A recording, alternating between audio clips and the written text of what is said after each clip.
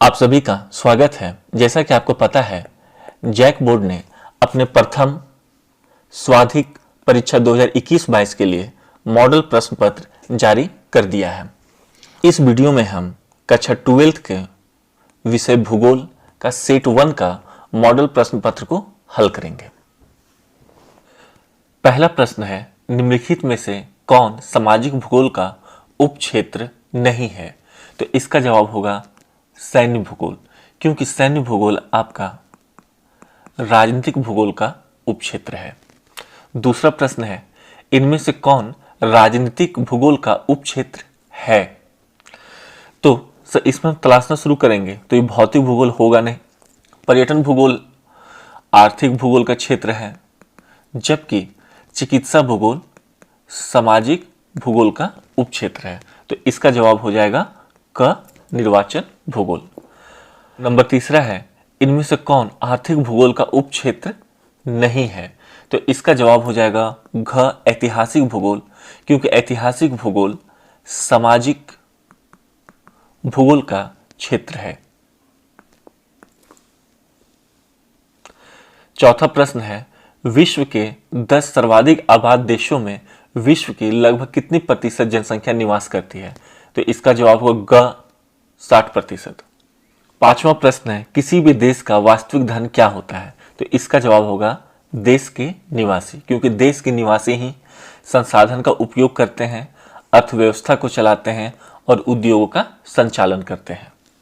छठा प्रश्न है, एशिया में बहुत अधिक स्थानों पर कम लोग और कम स्थानों पर बहुत अधिक लोग रहते हैं, यह कथन किसका है? तो इसका जवाब हो जाएगा ग जॉर्ज बी क्रेसी।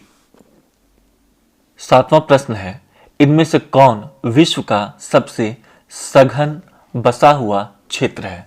तो यदि हम देखते हैं मरुस्थलीय क्षेत्र में उष्णता, विषुवतीय क्षेत्र आर्द्रता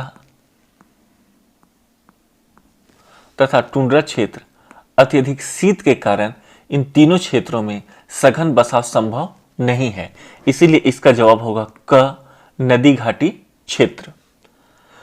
प्रश्न 8 है, इनमें से कौन जीवन का सर्वाधिक महत्वपूर्ण कारक है? तो इसका जवाब हो जाएगा ख जल की उपलब्धता। प्रश्न 9 है, किस प्रकार की मिट्टी वाले प्रदेशों में अधिक लोग निवास करते हैं? अधिक लोगों को निवास करने का संबंध प्रायः कृषि से होता है। तो इस चारों ऑप्शन में देखिएगा तो दोमट मिट्टी ही कृषि योग्य है। अगला प्रश्न है, जलांकीय संक्रमण सिद्धांत के किस अवस्था में जन्म दर और मृत्यु दर दोनों उच्च होता है? तो इसका जवाब हो जाएगा क प्रथम अवस्था। यहां पर मैं आपसे ये चर्चा करना चाहूंगा कि जलांकीय संक्रमण सिद्धांत जो मूल सिद्धांत है उसमें 5 अवस्थाओं का जिक्र किया गया है, किंतु आपके एनसीईआरटी में 3 अवस्थाओं का जिक्र किया गया है।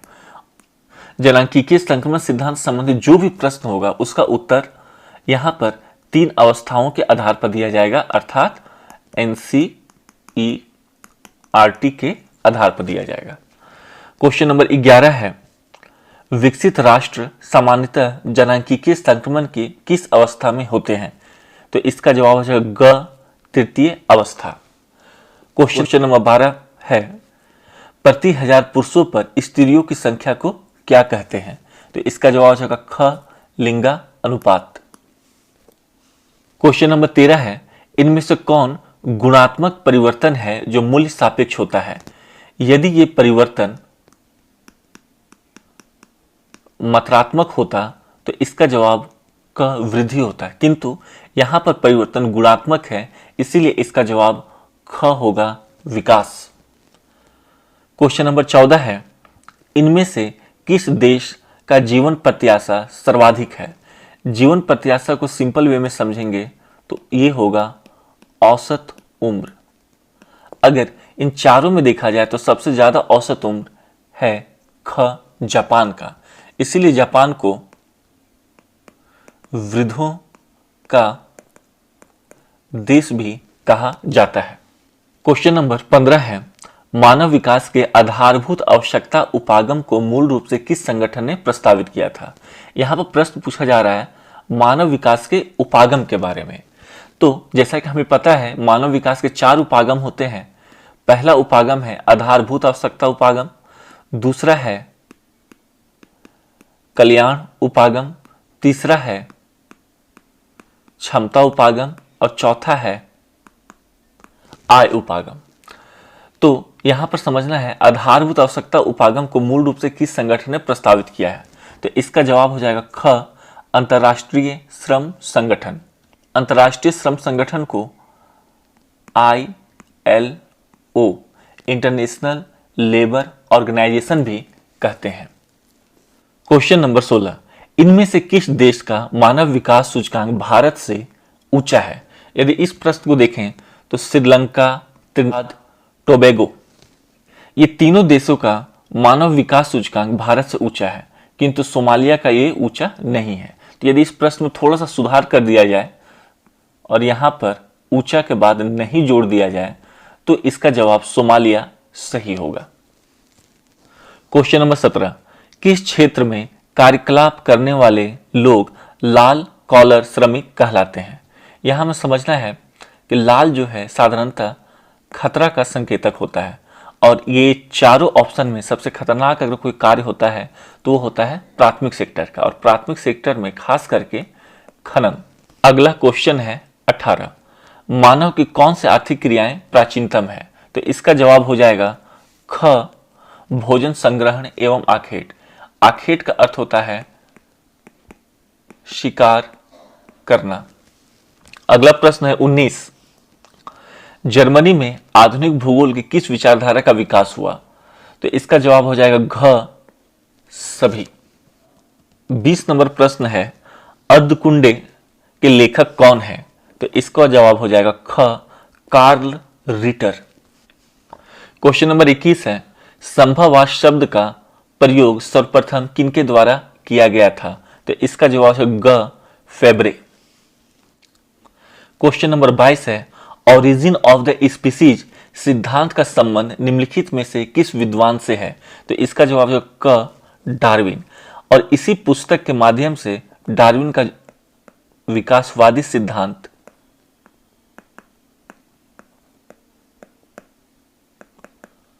बतलाया गया है। क्वेश्चन नंबर 23 है फ्रांसीसी भूगोल के जनक जिन्हें संभववादी विचारधारा का चैंपियन भी कहा जाता है, यह कथन किस भूगोल वेत्ता से संबंधित है? यहां पर जोर डाला जा रहा है, यहां पर जोर डाला जा रहा है फ्रांसीसी भूगोल। तो यहां पर ध्यान देना है कि फ्रेडरिक रेटजेल, कार्ल रिटर और वार्नियस ये तीनों जर्मनी के रहने वाले हैं। तो इसका जवाब हो जाएगा घ, पॉल डी ला ब्लास, क्योंकि ये फ्रांस के रहने वाले थे। अगला प्रश्न है 24, पर्यावरणीय निश्चयवादी विचारधारा की शुरुआत जर्मनी के किस विद्वान द्वारा किया गया था? तो इसे थोड़ा हम समझने का प्रयास करेंगे। यहां पर जोर दिया जा रहा है जर्मनी, तो इस क्रम में ब्लास महोदय हट जाएंगे क्योंकि फ्रांस के रहने वाले थे।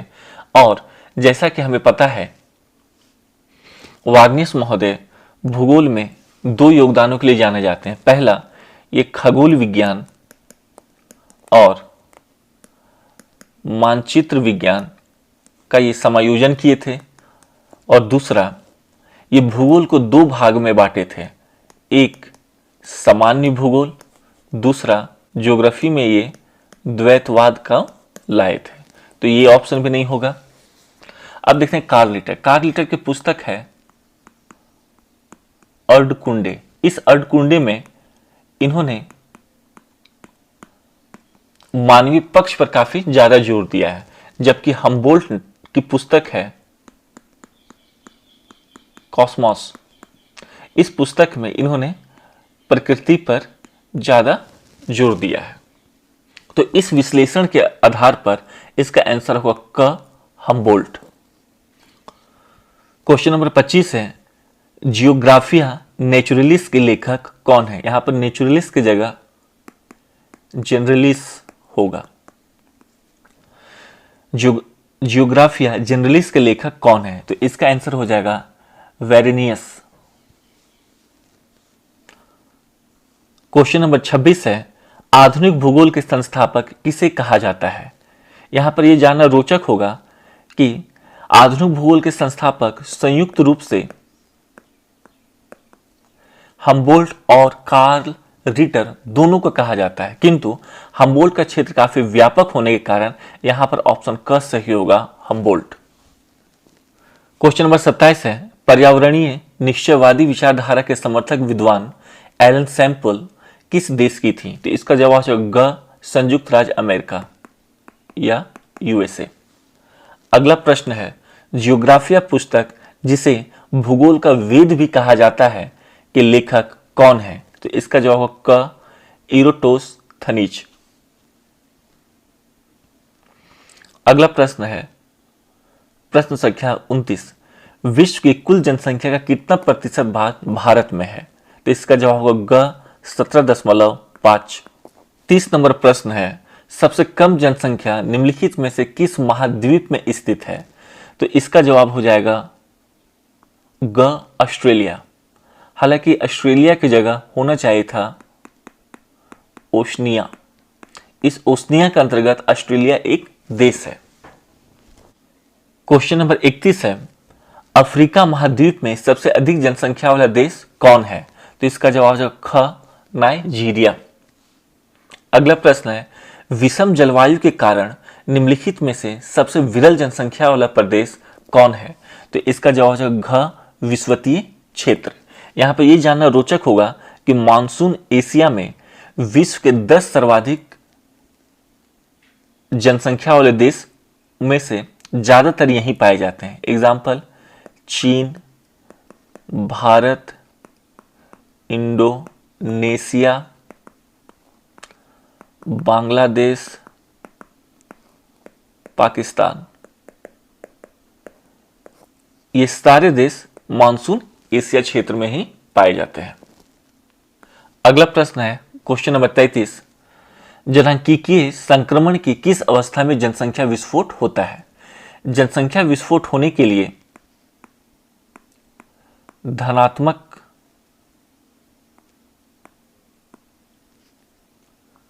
वृद्धि की आवश्यकता होती है। जब भी जनसंख्या में धनात्मक वृद्धि होगी तभी जनसंख्या विस्फोट संभव है। तो इस ऑप्शन में अगर हम देखें तो प्रथम अवस्था में अत्यधिक जन्म दर और अत्यधिक मृत्यु दर के कारण धनात्मक वृद्धि संभव नहीं दिखती है, जबकि तृतीय अवस्था में जनसंख्या स्थिर हो जाती है। तो यहां पर जवाब होगा ख, द्वितीय।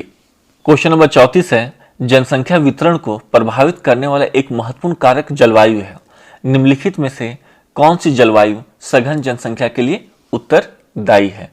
तो इसका जवाब हो जाएगा ख, शीतोष्ण। क्वेश्चन नंबर 35 है, जलांकीय संक्रमण की प्रथम अवस्था की प्रमुख विशेषता की पहचान नीचे दिए गए विकल्प से करें। तो इसका जवाब हो जाएगा घ, जन्म दर और मृत्यु दर दोनों ही उच्च होते हैं। क्वेश्चन नंबर 36 है, जलांकीय संक्रमण का सिद्धांत पहली बार किनके द्वारा दिया गया था? तो इसका जवाब हो जाएगा घ, थॉमसन। इनका पूरा नाम है W.S. थॉमसन। इन्होंने 1929 में अपना सिद्धांत को दिया था कि इनके सिद्धांत को 1945 में नोटिस्टिन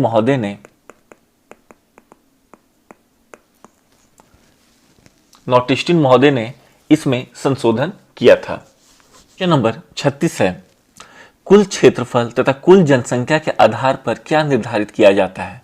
तो इसका जवाब हो जाएगा घ, घनत्व। क्वेश्चन नंबर 38 है, आयु लिंक पिरामिड से जनसंख्या के किस विशेषता को प्रदर्शित किया जाता है? जैसा कि हमें पता है कि आयु लिंक पिरामिड के डायग्राम में बाएं तरफ पुरुष होते हैं जबकि दाएं तरफ